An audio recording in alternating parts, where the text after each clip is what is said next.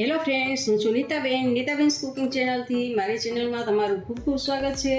આજે હું તમારી સાથે શેર કરીશ બટેટા વડાની રેસીપી બનાવતા પહેલાં તમને ગમે તો લાઇક, શેર અને સબસ્ક્રાઈબ કરજો અને બાજુમાં રહેલ બેલ આઇકન પ્રેસ કરજો, જેથી મારી નવી રેસીપીના નોટિફિકેશન તમને મળતા રહે.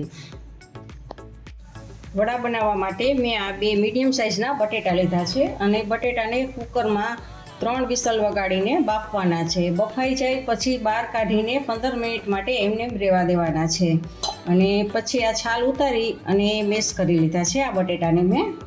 અને હવે આપણે એમાં મસાલા એડ કરશું. તો સ્વાદ પ્રમાણે આપણે નિમક એડ કરશું ને થોડીક આપણે હળદર એડ કરશું કલર માટે. ને આ 2 મોટી ચમચી લીલા ધાણા છે એને એડ કરશું.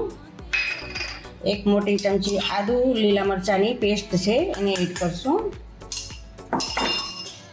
ને અડધી ટીસ્પૂન જેટલો આપણે ગરમ મસાલો એડ કરશું અને 1 ટીસ્પૂન જેટલું આપણે કાશ્મીરી મરચું એડ કરશું. કલર માટે આપણે કાશ્મીરી મરચું, અને આપણે લીલું મરચું આપણે ખાંડીને લીધું છે તો એ તીખાશ માટે છે.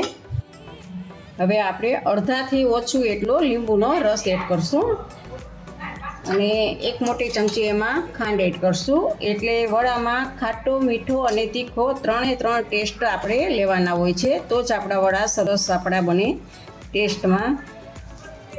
તો બધું જ સારી રીતે આવી રીતે આમ મિક્સ કરી દેવાનું છે.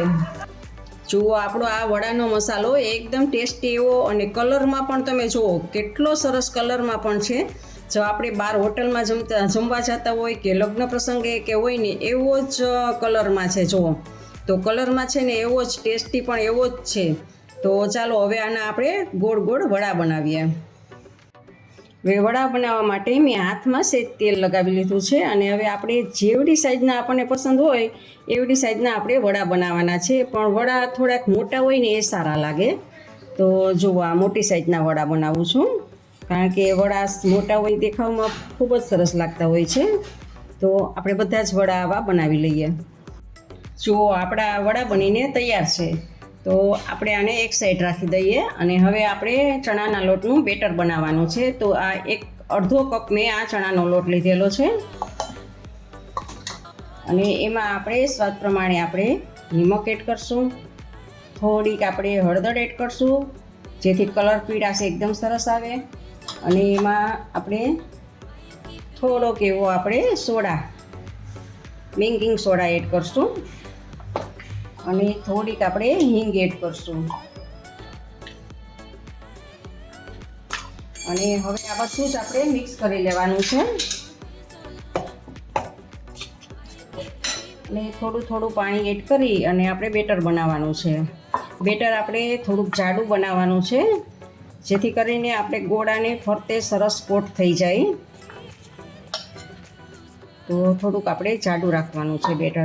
જો તમારે કીધે ઇનકેસ ને બેટર ઢીલું થઈ ગયું તો થોડોક ચણાનો લોટ આમાં હજી એડ કરી દેવાનો હોય છે. તો જુઓ, આપણું બેટર બનીને તૈયાર છે. આપણે આવું થીક રાખવાનું છે એટલે આપણા વડાને સરસ કોટ થઈ જાય. તો હવે આપણે એમાં વડું બોરીને તેલમાં પાડવાનું છે. આપણે તેલ આવી ગયું છે તો આપણે વડાને આમાં બેટરમાં નાખી અને બધી જ બાજુથી આપણે વડાને કોટ કરી લેશું. પહેલાં જ આપણે અંદર વાસણમાં જેમ કરી લેશું. જો આવી રીતે ચણાના લોટનો કોટ બધે જ કરી અને આપણે વડા ઉતારવાના છે. તો જુઓ, આપણા આ વડા બની ગયા છે. ગેસને આપણે ઓફ કરી દઈએ અને ટીશ્યુ પેપરમાં આપણે, એટલે બધું જ તેલ શોષાઈ જાય.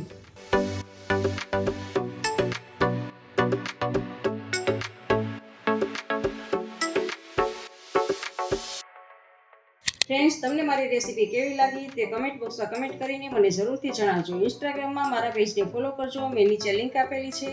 આવજો, બાય. ફરી મળીએ નવી રેસીપી સાથે.